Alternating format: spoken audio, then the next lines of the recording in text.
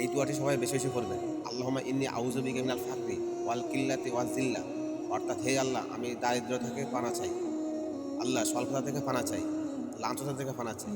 সবাই বলুন আমিন।